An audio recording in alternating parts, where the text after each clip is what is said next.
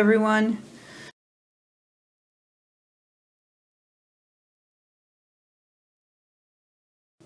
I recently saw a video, well, not real recently, but a while back I saw a video of someone using an elegant writer in a really cool way. And I just thought, you know what, in honor of spring finally arriving here on the North Coast, I would give this technique a try with these elegant writers, and later on adding a little bit of watercolor to this picture. So I sketched out some daisies, and I think I'm just going to give it a go, and I will share with you what I'm doing along the way. We'll speed some of it up and see where it goes. So if you're not familiar with the elegant writer, it is a marker by Speedball, and it comes in a few different widths. It's actually a calligraphy marker. You can see that tip. This is the extra fine. So I have one that I've had for a long time. You can see the markings are worn off, and from what I understand, some of the ink properties change as these markers start running out of ink, as they get less juicy. So I may try different parts of this with each of these markers and see what the difference is. But I'm going to just start with the newer one, and I'm going to just put little bits. I'm not real sure how much of this you actually need. I'm going to make some areas a little bit darker than others, and we'll just see what happens. And I just made a pencil sketch. I'm just going to use that as my guide, and once I get it inked in, I can go back and erase any of the pencil marks that are still showing. So I'm just going to do this. I will speed up the video and then come back and get started with activating this marker.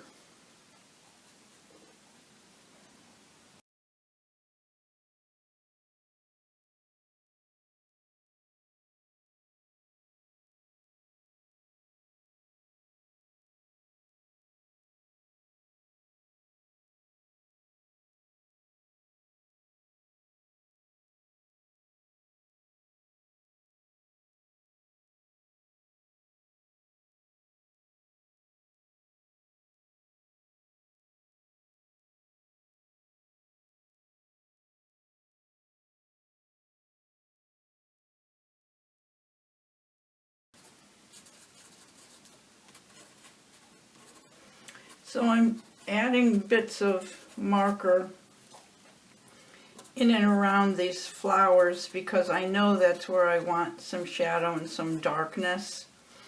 So I'll get more of a concentration of color when I activate the marker in these areas.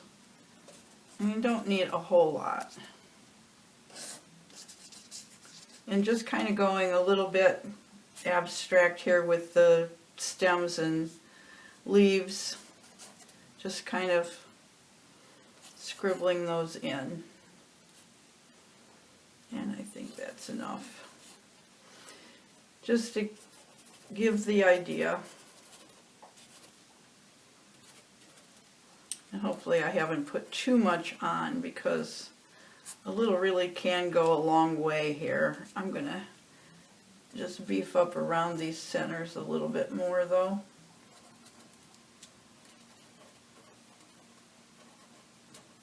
Add a little more pigment there. And daisies, you gotta have the dots in the center for the daisy center.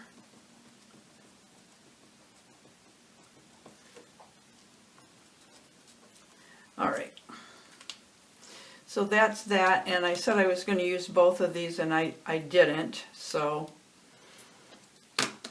much for that. So much for that. Okay, so that's our sketch And you can still see some of the pencil lines. I'm just going to go through off camera with a eraser and get rid of those pencil lines because I don't want to see those in the end result. Okay, so now I'm ready to start activating this elegant writer. I'm going to start with I have a number 8 round brush, and I'm just going to get it wet and come in here, and I'm going to try to keep this real loose. I'm going to save some of the white space and just start with the background first. And as you can see, it moves real easy. All I have to do is touch those lines and it starts to move out. And I'm just going to kind of treat it like I would watercolor. And I'm not a great watercolorist, but in my head I know what I want to do. So we'll see how that goes. You know how sometimes your head doesn't always do what your hand wants to do, or vice versa. If I blot some of this up, you can see, I think you can see, that the ink turns to a really pretty kind of a mauve-y pink color. So I can get some variation in the color just by blotting at it with the tissue. Just kind of fun. And I think the key to keeping this loose and looking more like a watercolor painting is just to kind of go sort of fast and not get too fussy with it, which is usually my problem, is that I try to blend things or fill in every space, and you don't want to fill in every space. In this case, we want to save some white space. It makes for a better composition.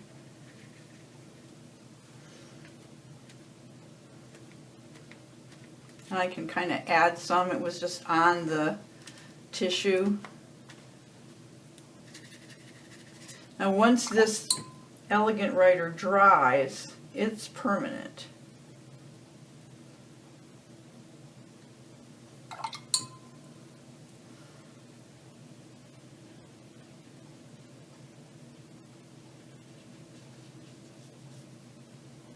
I just want to get background in here first.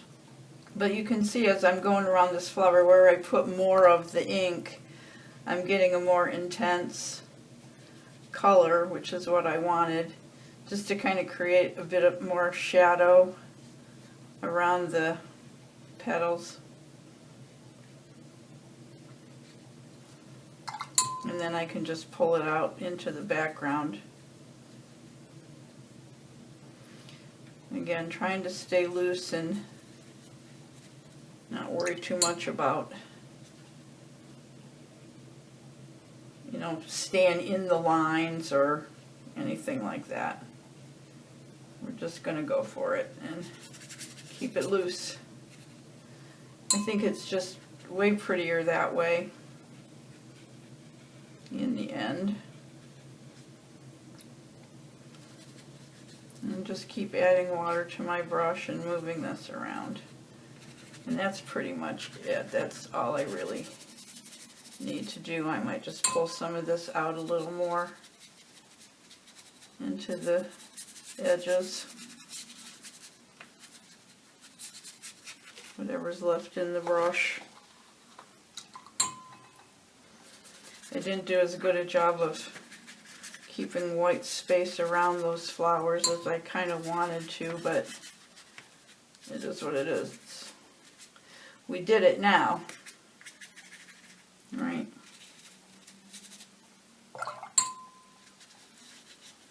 We'll go with what we got.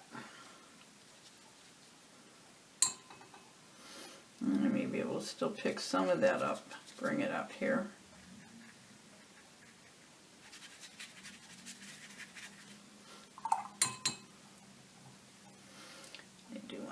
in here.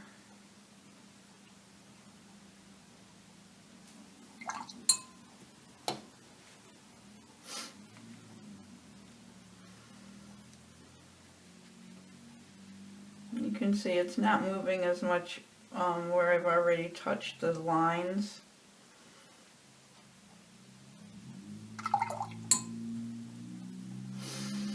Okay, then I'm going to go just around the outside edge of these centers just to establish that shadow.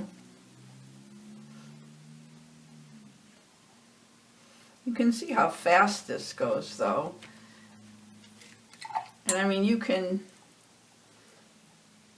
use whatever picture, trace a picture, whatever works for you as far as getting a picture on your paper. I'm going to go down kind of one side of these petals and a little bit here where there would be a shadow, where some of these petals fall under the flower next to it.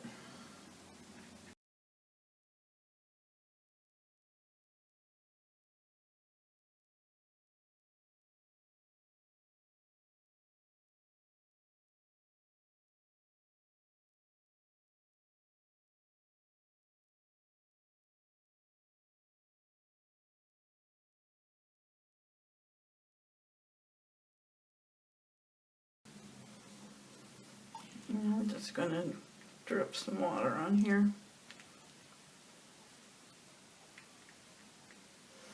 Wherever there are lines that I haven't already activated, this will activate some of the white spaces. We'll get a little bit of ink activation going.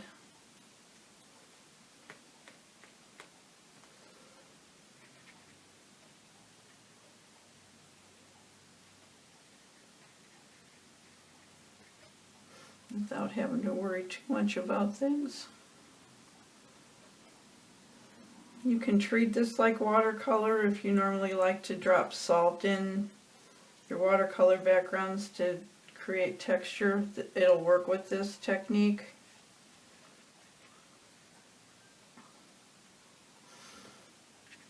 So, yeah.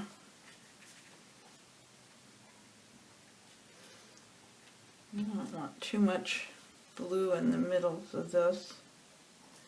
I'm just going to tap it a little bit just to create really more shadow than overall color.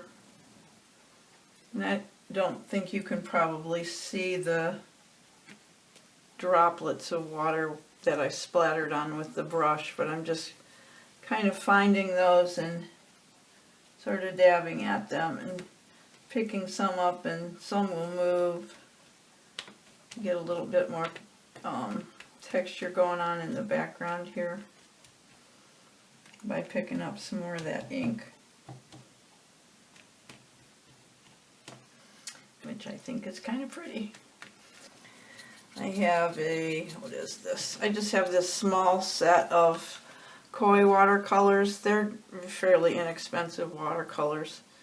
I'm just going to load my brush up nice and juicy. Splatter some in the background here and there.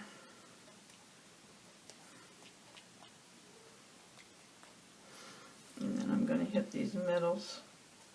And of course, adding the yellow where the blue is, the tendency to create a little bit of green, which is okay with me. Once it's dry, I can still come back in and put more color on top if I want to intensify the yellow.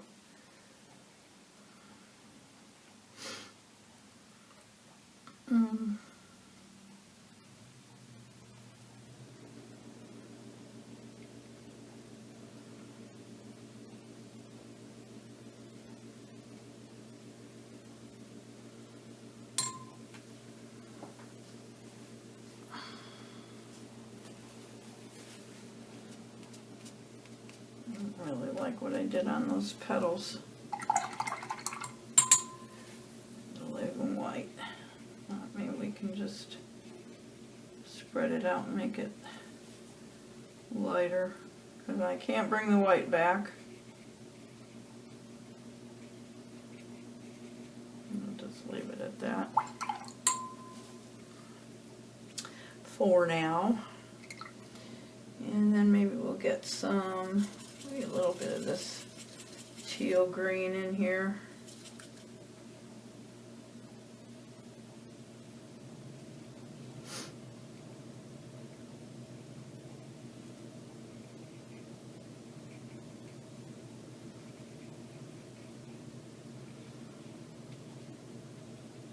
Just give the illusion of some leaves and stems.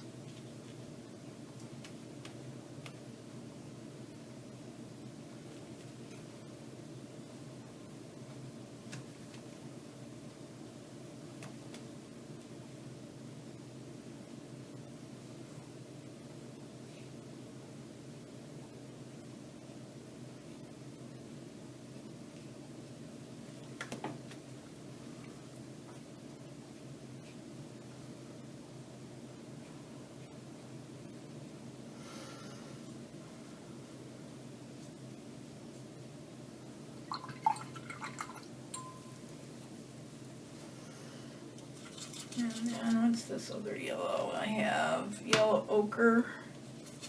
Just a little duller yellow. I'm just gonna add some of this here and there in the background.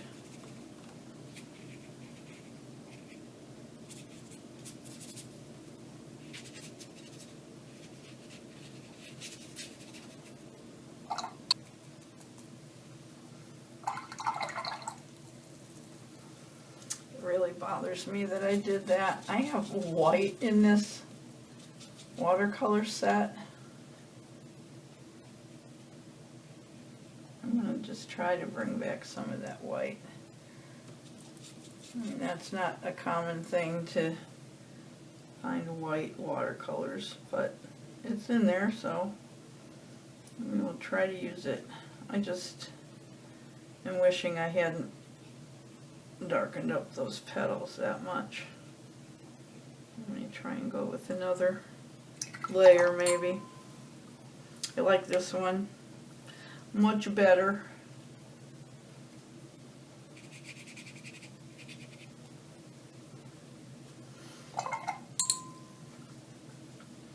But I think, and once this is dry, I can come back in with the Elegant Writer again if I want to, and like beef up some of the line work or deepen up some of the shadows. I think I've got plenty on here, probably more than I needed to put on here.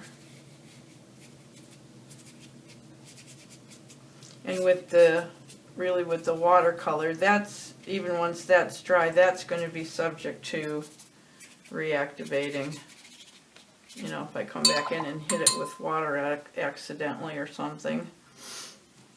But it's just kind of an experiment. I was hoping to show you guys how these Elegant Writers, how cool they are. But like anything else, it takes some practice and seeing what works and what doesn't, and how you like to work with it. I'm just going to plop in some white back here. I'll probably have to come in with another layer of white if I really want it to be white.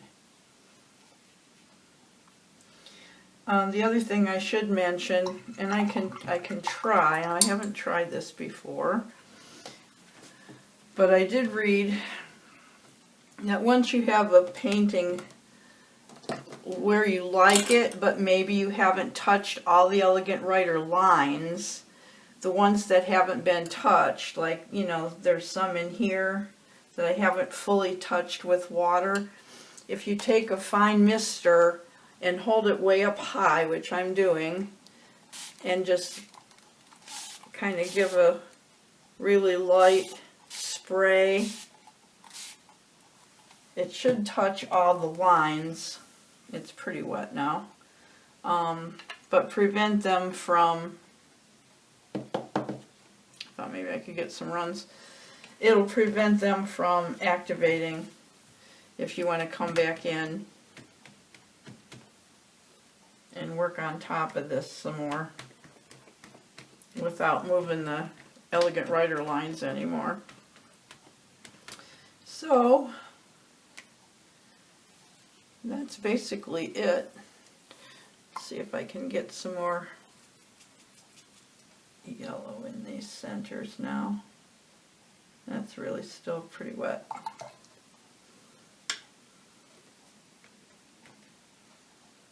Well, that was cool. That like brightened that. Did you see that? I can't. Maybe I can back it up and show you. That was very muddy with the blue and yellow, and just now when I dabbed it, it seemed like it took all the blue out and just left the yellow in there. It was unexpected, really. But I was going to try to put more yellow in the centers, which I can do now, just to intensify that yellow a little bit. I may come back in with a black marker once this is real dry and add some of the dots back into the centers of the flowers. I just want to keep playing, but I know if I do, it's already probably more than what I should have done. I wanted to leave really more white in the spaces around the flowers, and I didn't. That's always my problem, is that I tend to go loose and leave white space, and then I end up doing that. But yeah, it's really a fun process, and it goes so fast. I don't know how long this has taken, but not very long at all.